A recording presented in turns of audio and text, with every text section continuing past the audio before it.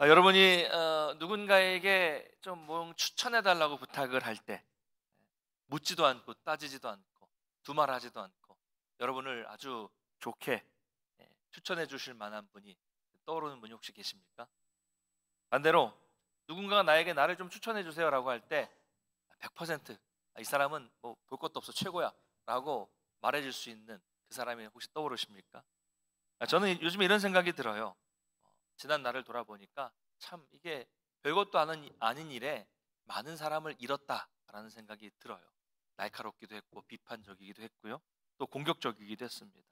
근데 돌아보니까 기억에 남는 동역자들, 기억에 남는 친구들도 있지만 두말하지 않고 추천해주고 추천받을 수 있는 사람이 있을까 생각해 보니까 그렇게 많이 떠오르지는 않습니다. 어떤 분은 저에 대해서 한 70% 80%는 좋은 얘기를 하다가 근데 뭐 이러면서 한 20% 30% 정도는 좀 그래 뭐 이런 얘기를 하지 않을까라는 생각도 들어요. 여러분은 어떠십니까? 저는 이 전에 이 로마서 16장 말씀을 묵상을 하다가 참 많은 도전을 받았어요. 로마서가 쉬운 말씀은 아닌데 마지막 16장에서 참 많이 은혜를 받았습니다. 사도 바울은 이 마지막 16장을 기록하면서 무려 37명, 제가 다 세봤어요. 안 세보셔도 됩니다. 37명의 이름을 여기 언급을 하고 있습니다. 다 인사를 하고 문안하고 있어요. 저마다 사연이 있겠지만 아마 이 사연을 다 언급하려면 오늘 뭐 시간이 부족할 것 같고요.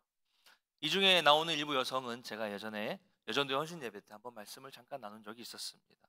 우리는 오늘 이 말씀을 통해서 우리의 모습을 돌아보고 또 우리 교회가 어떤 공동체가 되어야 될지를 한번 생각해 보기를 원합니다.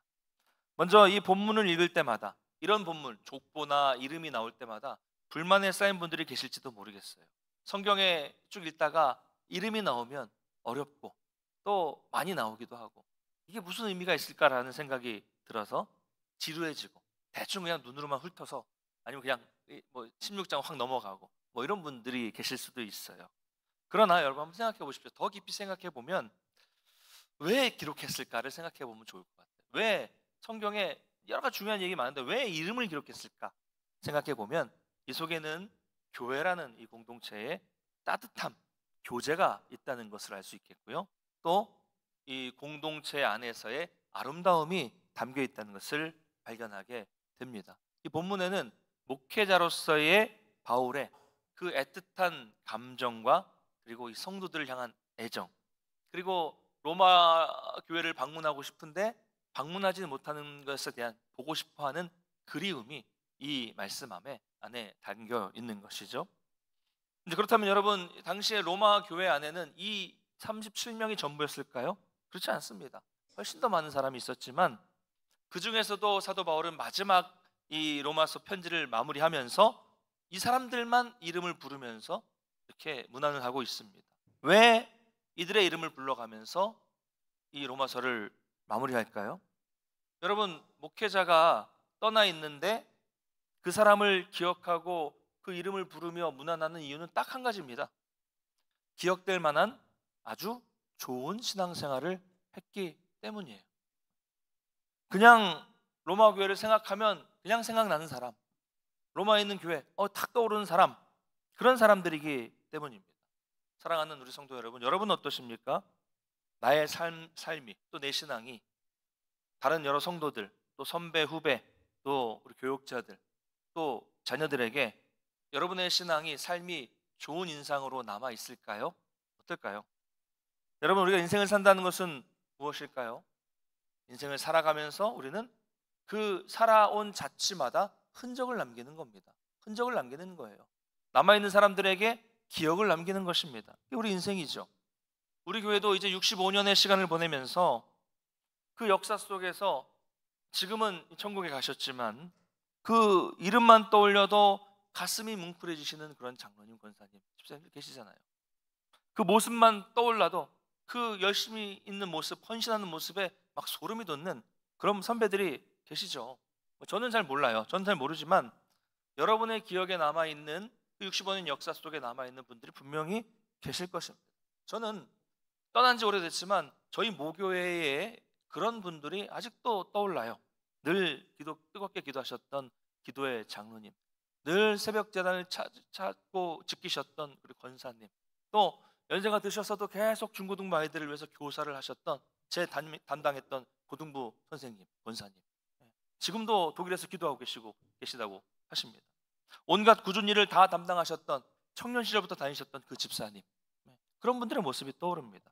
이처럼 교회 역사에 남는 선배들의 모습을 여러분들이 기억하시면서 이제는 앞으로 여러분이 우리 교회 역사에서 생각만 해도, 다른 분들이 이분을 생각만 해도 울컥한 그런 신앙인들이 되시기를 주님의 이름으로 간절히 소망합니다. 이제 오늘 본문의 인물들을 좀 살펴보겠습니다. 벌써 37명 어떻게 다 보냐라고 걱정하시는 분이 계실 텐데 몇 명만 살펴보겠고요. 끝나는 시간은 어때요? 똑같아요. 똑같이 끝나니 걱정하지 마십시오. 첫 번째로 보면 이제 베베라는 인물이 등장을 하는데요. 이분의 이름은 빛나다라는 뜻의 이름을 가진 여집사고요. 이 로마서 편지를 직접 전달할 정도로 바울이 아주 신뢰했던 사람이었습니다. 베베는 고린도 근처에 있는 겐그레아라는 항구 도시의 사람이었는데 사도 바울이 고린도로 갔다가 전도한 사람이었습니다. 그 베베에 대해서는 주목할 만한 성경 구절이 있는데 2절을 한번 같이 읽어보겠습니다. 2절 같이 읽겠습니다. 시작. 너희는 주 안에서 성도들의 합당한 예절로 그를 영접하고 무엇이든지 그에게 소용되는 말을 도와줄지니 이는 그가 여러 사람과 나의 보호자가 되었습니다. 아멘. 보호자가 되었다. 여러 사람과 나의 보호자가 되었다. 이 보호자라는 말은 원어로는 후원자라는 뜻이에요. 후원자. 그러니까 이 베베라는 여집사님은 상당한 재력가였고요. 자기가 가지고 있는 물질을 가지고 사도 바울뿐만이 아니라 복음을 전하는 전도자들을 적극적으로 도와주고 후원했던 사람이었다는 거예요. 그로 인해서 그녀는 진짜로 그 이름처럼 빛나는, 로마 교회의 빛나는 존재가 되었던 것입니다. 중요한 점은 베베가 남자가 아니라 여자였다는 거예요. 당시에는요, 여성이 천대받던 시절이었는데 사도 바울은 이 사람이 남자였는지 여자였는지를 밝히는데 시간을 허비하지 않아요. 제일 먼저, 이 로마서 제일 먼저 이 베베를 추천하고 있다는 것입니다. 왜 그렇습니까? 하나님의 나라에는 성별이 중요하지 않기 때문입니다. 베베는 정말로 열정 있는 후원자였기 때문에 바울은 성도들이 이 여인에 대해서 합당한 예절로 가는 곳마다 영접해주고 무엇이든지 이 여인이 도와달라고 하면 도와줘라 라고 권면을 하고 있어요. 100%라는 거예요. 이분은 최고라는 겁니다. 이렇게까지 바울을 권면하는 것을 보면 이 여인의 헌신은 정말로 대단했다라는 것을 알 수가 있습니다. 두 번째로요, 우리가 잘 아는 한 부부가 나옵니다. 바로 브리스가와 아굴라예요.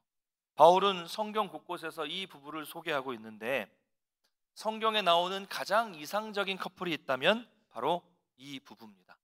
브리스가, 아굴라. 환상의 커플이에요. 환상의 커플. 그렇죠? 여러분, 우리 교회도 이런 커플이 있죠? 없습니까? 환상의 커플. 혹시 환장의 커플, 환장할 커플 이런 분들은 이건 아니죠.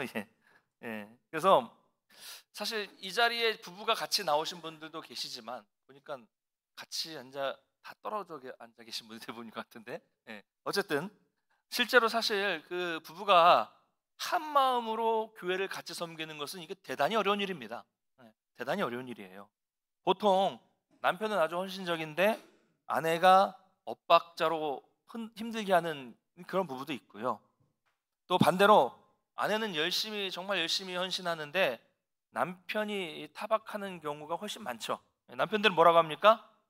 남편보다 교회가 더 중요하냐? 가서 살아라, 가서 살아. 이렇게 화를 내는 분도 계시고요. 아내들은 뭐라고 합니까? 아내와 가정은 다 내팽개쳐두고 무슨 집사냐? 이런 분도 계세요.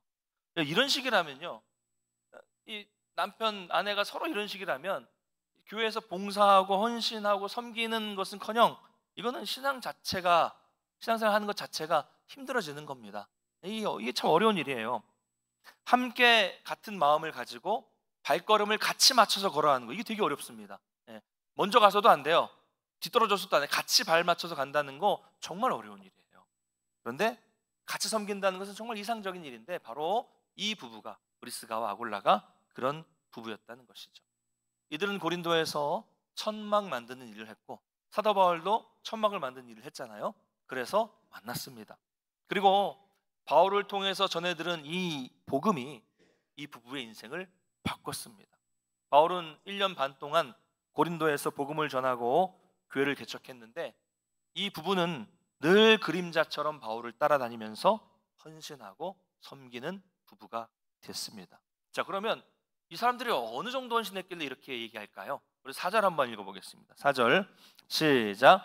그들은 내 목숨을 위하여 자기들의 목까지도 내놓았으니 나뿐 아니라 이방인의 모든 교회도 그들에게 감사하느니라. 아멘. 자기의 목까지 내놨다. 목회자를 위해서, 바울을 위해서 자기 목까지 내놓았다는 거예요. 그들은 온 유대인이 바울을 죽이려고 다닐 때 바울 옆에 있었던 사람들이에요. 두려워하지 않고. 바울 옆에 있었다는 것만으로도 위험해질 수 있었는데 이 부부는 바울의 옆에만 그저 있었던 것이 아니라 든든한 후원자까지 되어 주었습니다. 대단하죠. 대단한 일입니다. 여러분 보세요. 예수님이 십자가에 달리실 때 제자들은 어떻게 했습니까? 예수님과 함께 있으면 잡힐까봐, 죽을까봐 함께 있는 것조차 두려워해서 다 도망갔잖아요. 다 도망갔어요. 그리고 도망은 안 갔지만 멀찍이 떨어져서 보고 있다가도 부인한 게 누구예요? 베드로예요. 왜? 나도 잡힐까봐, 같이 있었다는 것만으로, 과거에 같이 있었다는 것만으로 잡힐까봐 부인했던 게 베드로입니다. 그런데 이 부부는 그 생명의 위협이 있는 순간에도 바울 주변에 있었다는 거죠. 그러니 여러분, 사도 바울이라고 안 힘들었겠습니까? 목숨이 위태로운데 힘들었죠. 그런데 이런 헌신적인 두 사람이 자신과 함께 있었다는 것 그 자체만으로도 바울에게는 정말로 힘이 되는 그런 부부였다는 것입니다. 여러분, 이런 복된 만남이 여러분에게도 있으십니까? 정말 목숨을 다할 정도로 지키고 함께하는 그런 성도, 목회자가 여러분에게 있으십니까? 정말 부러운 일이죠. 게다가 바울은 이방인의 모든 교회도 이 부부에 대해서 감사하고 있다고 말씀하고 있어요. 실제로 이 부부는 이방인의 여러 교회를 위해서도 많은 일을 했습니다. 아볼로를 전도해서 고린도 교회의 기초를 세웠고요. 자신들의 가정을 오픈해서, 초대교회는 가정교회도 많았잖아요. 가정을 오픈해서 예배의 처소로 삼았습니다. 이 부부의 마음은 항상 하나였어요. 둘로 나뉘지 않았습니다. 받은 은혜에 너무 감사해서 복음을 위한 하나의 목적을 가지고 한 방향으로 함께 걸어갔던 믿음의 부부였다는 거죠. 바라기는 여기 계신 우리 부부들도 또 우리 청년들도 앞으로 이런 가정을 이루셔서 이런 아름다운 부부가 되시기를 주님의 이름으로 간절히 축원합니다. 여러분 요즘 어떻습니까? 근데 제가 보니까 요즘에는요 다른 쪽으로 부부가 한 마음이 돼서 한 방향으로 가는 걸 많이 보게 됩니다. 하나님의 사랑을 받고 하나님의 은혜를 경험했으면서도 교회보다는 세상으로 나가는데 마음을 맞추고 주일 성수와 봉사하는 것보다는 어떻게든 놀러 가려고 막 한 방향으로 부부가 마음이 맞는 경우들을 보게 됩니다. 여러분, 은혜를 받은 사람은 그래서는 안 됩니다. 이 부부처럼 은혜를 받은 마음을 간직하고 마음을 모아서 주님을 섬기고 교회를 섬기게 되시기를 간절히 축복합니다. 자, 세 번째는요, 이제 에베네도라는 사람이 나오는데 5절 한번 읽겠습니다. 5절 시작. 또 저의 집에 있는 교회도 문안하라. 내가 사람에게 에베네도에게 문안하라. 그는 아시아에서 그리스도께 처음 맺은 열매니라. 아멘. 자, 에베네도는 아시아에서 그리스도께 처음 익은 열매라고 말씀하고 있어요. 그는 바울의 3차 전도 여행, 즉 에베소를 중심으로 한 전도 여행 때 처음 얻은 회심자였어요. 여러분, 복음을 전했는데, 내가 복음을 처음 전했는데 복음을 전하는 사람에게 복음을 받아들이고 회심자가 처음 생겼어요. 어떨까 기분이? 좋아요, 나빠요? 얼마나 기쁘겠어요? 그 사람은 잊을 수 없는 거예요. 바울에게는 잊을 수 없는 열매였습니다. 에베네도. 저에게도 이런 기억에 남는 형제가 한 명 있습니다. 전도사 때 2005년이었네요. 청년 사역을 했는데 20년이 지났네 벌써, 그렇죠? 청년 사역을 했는데 30이 넘도록 수도권에서 30이 넘도록 진짜로 복음을 한 번도 들어본 적이 없는 청년을 만났어요. 여러분, 대도시에도 아직도 복음을 안 들어본 사람들이 있습니다. 그래서 우리가 복음을 전하는 거잖아요. 30이 넘도록 한 번도 복음을 들어보지 않은 청년을 전도해서 교회로 데리고 왔습니다. 그 친구가 처음 교회 나오고 또 청년부 가서 청년 활동을 하고 복음을 받아들이고 신앙생활을 시작했는데요. 나중에 이 청년이 세례를 받는데 너무 감격스러운 거예요. 너무 기쁘고 너무 감격스럽다고요. 아무것도 모르는 청년을 데려다가 복음을 듣고 가르치고 세례를 받는 거죠. 얼마나 기뻐요. 또 세례 받고 열심히 해서 청년 공동체에서 임원이 되어서 총무가 돼서 처음 활동을 시작할 때도 얼마나 기뻤는지 모릅니다. 너무 기뻐요. 오래 지났지만 그 청년의 이름이 떠오르고 아직도 기억이 나고 그 청년의 모습이 떠오르고 가끔 생각이 납니다. 지금도 잘하고 있을까? 결혼은 잘해서 잘 살고 있을까? 함광석 형제 혹시 보면 연락 주세요. 기억이 나요. 사랑하는 성도 여러분, 여러분에게도 이런 영적 자녀가 있으십니까? 나 때문에 그리스도께로 잘 연결된 사람이 있습니까? 그리고 그 사람을 지금도 잘 돌보고 계십니까? 성도는 단지 나만 은혜 받고 나만 잘 되고 내 신앙만 좋아지는 데 관심을 가져서는 안 됩니다. 내가 받은 은혜를 주변에 잘 전함으로써 영적인 자녀를 재생산해 낼 수 있어야 돼요. 이게 우리 사명이잖아요. 여러분이 그런 사람이 되시길 간절히 소망합니다. 그럼 자, 이렇게 일일이 한 분 한 분 설명하다가는 시간이 모자랄 것 같지만 감사하게도 뒤로 갈수록 내용은 점점 짧아져요. 우리 한번 네 번째 나오는데요. 네 번째 마리아가 나오는데 6절 한번 읽어보겠습니다. 6절 시작. 너희를 위하여 많이 수고한 마리아에게 문안하라. 아멘. 너희를 위하여 어떻게 수고했다고요? 많이 수고한 마리아. 많이 수고한 마리아. 여러분 어떠십니까? 교회를 섬기는데 아무도 알아주지 않는다고 다 그만두고 싶다고 생각하신 적이 한 번, 두 번, 세 번, 네 번, 다섯 번, 여섯 번 여러 번 있으셨죠? 여러분 그러나 실망하지 마십시오. 세상은 알아주지 않아도 하나님은 다 아시고 우리에게 이렇게 평가해 주십니다. 교회를 위해 나를 위해 많이 수고한 누구누구 집사야. 내가 너를 안다. 할렐루야. 그러면 하나님이 이렇게 말씀하신다면 이게 얼마나 영광스럽겠습니까? 그러므로 사람은 알아주지 못할지라도 하나님은 다 아신다는 것을 기억하시면서 여러분 하나님 앞에서 끝까지 충성하시기를 간절히 소망합니다. 다섯 번째는요, 안드로니고와 유니아입니다. 이들도 부부예요. 이들은 바울의 친척이며 바울보다 먼저 그리스도 안에 있었던 사람이라고 말씀하고 있는데요. 여기서 친척이라는 원어는 보통 말하는 가족의 개념이 아니라 동족이라는 거예요. 동족. 그러니까 이 두 부부가 바울과 워낙 가까웠기 때문에 마치 형제인 것처럼, 마치 의형제인 것처럼 이렇게 친척이라고 표현한 것입니다. 정확한 내용은 모르지만 이 부부는 다른 사도들이 보기에도 귀하고 신실한 부부였어요. 게다가 이들은 사도 바울과 함께 옥에 갇힐 정도로 위험을 무릅쓴 열정과 사랑이 있었던 그런 부부였다는 것이죠. 자, 그 이후부터 보면 이제 8절부터 쭉 여러 이름이 등장하는데 여러분 듣기만 하십시오. 주 안에서 내 사랑하는 암블리아, 그리스도 안에서 우리의 동역자인 우르바노, 나의 사랑하는 스다고, 그리스도 안에서 인정함을 받은 아벨레, 그리고 아리스토블로의 번속, 이렇게 나오는데 이 아리스토블로라는 사람은 헤롯 왕의 손자로 알려지고 있습니다. 아리스토블로. 자, 여러분 헤롯 왕가의 사람이라면 그리스도인에게는 뭐예요? 원수의 가문이에요. 그렇잖아요. 적대적인 사람들입니다. 이 아리스토블로가 예수님을 믿었는지는 알려지지 않아요. 몰라요. 그런데 여기서 보면 그 권속이라고 말하고 있습니다. 그 권속이라고 말하고 있으면 그 집안에 있는 가족들이라든가 노예라든가 일꾼들을 말하는 것이죠. 그러니까 이 원수 집안에 있는 이 권속들에게도 복음이 전해졌고, 그 복음이 전해졌을 때 그 원수 집안에 있는 사람들도 복음을 받아들이고 로마 교회의 동역자들이 되었다는 것입니다.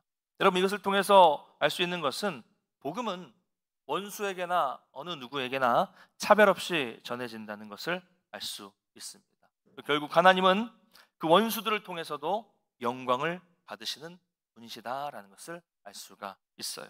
계속 이어서 보면 11절에 내 친척 헤로디온, 나기수의 가족 중에 주 안에 있는 자들, 12절에 주 안에서 수고한 드루베나와 드루보사, 주 안에서 많이 수고하고 사랑하는 버시, 13절에 주 안에서 택하심을 입은 루포와 그의 어머니, 여러분, 루포와 그의 어머니. 루포는 들어보신 이름일 것입니다. 복음서에 나오는데요. 그는 누구냐면 예수님 대신 억지로 십자가를 지고 간 구레네 사람 시몬의 아들 루포와 알렉산더죠.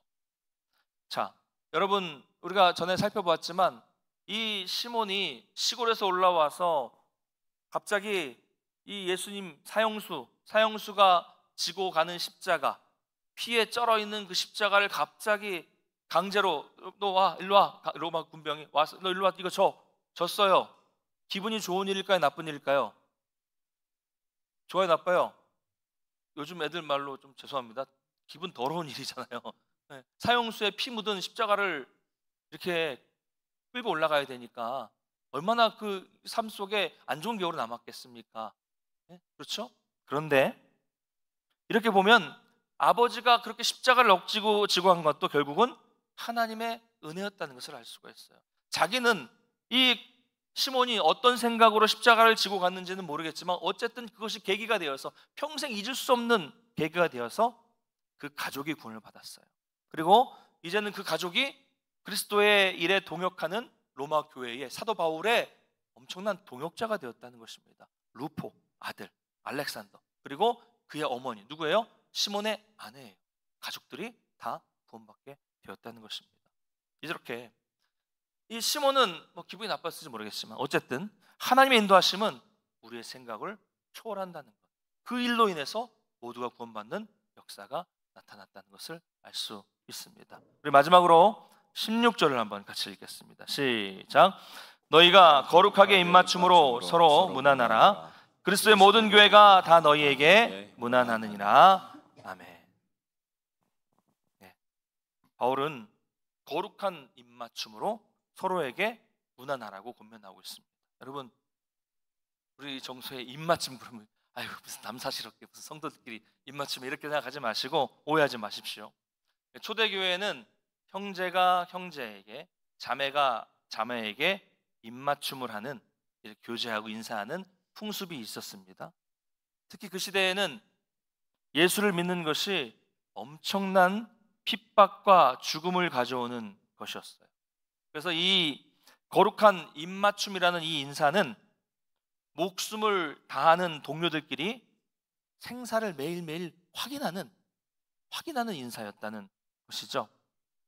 입맞춤을 통해서 서로의 생사를 확인하고 오늘도 핍박 속에서 살아있음에 감사하고 하나님께 영광을 돌리는 문안 인사가 바로 이 거룩한 입맞춤이었다는 것입니다. 여러분, 그러니 초대교회에서 이 거룩한 입맞춤을 할 때마다 성도들은 얼마나 은혜가 넘치고 얼마나 감사가 넘치고 얼마나 감격했을까요? 그렇죠? 오늘도 우리는 살아있구나, 함께 힘내자, 믿음 잘 지키자, 감사하는 거예요. 그럼 여러분, 성도 간의 인사는 결코 가벼운 게 아닙니다. 진심 어린 사랑과 믿음의 유대가 있는 거예요. 믿음의 유대가. 여러분, 그래서 우리도 그냥 나만 와서 예배 드리고 나만 은혜 받고 나만 그냥 신앙생활 잘한다고 생각하지 마시고 그냥 돌아가지 마시고 다 만나보시고 다 인사하시고, 친한 사람만 만나지 마시고 새로운 분, 얼굴 모르는 분도 잘 인사하시고 교제하면서 이 믿음의 유대감을 갖는 것이 아주 중요한 것입니다. 오늘날 우리에게 핍박은 없지만 세상으로 나가면 전쟁터예요. 영적인 전쟁터입니다. 이 공동체가 있다는 것, 이 믿음을 가지고 있는 사람들이 있다는 것이 얼마나 감사한 일입니까? 함께 서로 유대감을 갖는 것이 정말 중요하다는 것을 기억하셨으면 좋겠습니다. 자, 이렇게 많은 인물들을 거의 다 이름을 읽어봤어요. 여러분, 어떤 느낌이 드셨습니까? 이걸 뭐 다 알아야 되냐, 뭐 지루하다, 뭐 이렇게 생각하십니까? 여러분, 근데 한번 생각해 보세요. 사도 바울이 이렇게 사람 이름을 부르면서 그 앞이나 뒤에다가 자신과의 어떤 관련된 관계라든지 어떤 특징, 형용하는 문구들을 다 붙이고 있어요. 저는 보면 이렇게 많은 사람을 일일이 다 밝히고 그렇게 다 설명하고 있다는 것이 너무나도 놀랍습니다. 너무 놀라워요. 요즘이야 뭐 일일이 스마트폰 보면요, 이 동문교회 성도 뭐 이렇게 웹 교족해가지고 교족부가 있어요. 그래서 뭐 검색해 보면 여러분의 옛날 사진, 젊은 사진, 뭐 여러분의 연세, 뭐 이렇게 주소, 전화번호, 뭐 신방 내역까지 다 나와요. 다 나와요. 근데 요즘에 또 뭐 이렇게 말로만 해도 이렇게 하면 다 이렇게 알아서 메모장에 다 입력이 되잖아요. 그런 스마트폰 참 좋은 시대지만 그 시대는 어떻게 이 사도 바울이 다 기억할까요? 다 써놓고 다녔을까요? 그렇지 않습니다. 그럼 어떻게 기억해요? 다 이런 사람들을 이미 뭐 다른 교회, 다른 곳에 떠나 있는데 어떻게 기억합니까? 그들을 위해서 날마다 기도하니까 다 기억하고 있는 거예요. 날마다 기도하지 않으면 잊어버리게 되어 있는 것입니다. 여러분 사도 바울처럼 이렇게 지금 같이 있는 서로를 위해서 기도하는 그런 여러분이 되시기를 바랍니다. 여러분 오늘 우리가 말씀을 통해서 두 가지를 한번 생각해보고 말씀을 좀 마무리 짓도록 하겠습니다. 첫 번째, 우리가 이 말씀을 통해서 알 수 있는 것은 사도 바울은 혼자서 사역한 것이 아니라는 거예요. 사도 바울은 위대한 복음 전도자였죠. 그런데 혼자가 아니었다는 거예요. 그에게는 수많은 동역자가 있었습니다. 우리가 잘 아는 뭐 바나바, 실라, 디모데 이런 사람들만 있었던 것이 아니라 아주 다양한 사람들이 여기에도 있고 다른 곳에도 있어요. 엄청나게 많은 사람들이 사도 바울의 주변에서 기도하고 동역하고 후원하고 있었다는 것입니다. 그 사역 가운데 수많은 동역자의 기도와 헌신과 수고가 있었기 때문에 사도 바울이 위대한 복음 사역을 감당할 수 있었던 것이죠. 여러분 교회도 마찬가지입니다. 교회는 한 사람의 힘으로 가는 것이 아니에요. 우리가 이걸 오해하면 안 됩니다. 교회에 좋은 목사가 바뀌어서 오면 되는 게 아니에요. 혼자 하는 게 아니라니까요. 교회에 힘 있고 능력 있는 그 한 사람을 통해서 일을 이루어가는 것이 아닙니다. 교회는 조대교회처럼 여러분 우리 교회도 그렇잖아요. 수많은 사람의 기도와 수고와 헌신이 깔려 있기 때문에 그것을 통해서 교회가 세워져서 우리 교회는 여기까지 올 수 있었던 것입니다.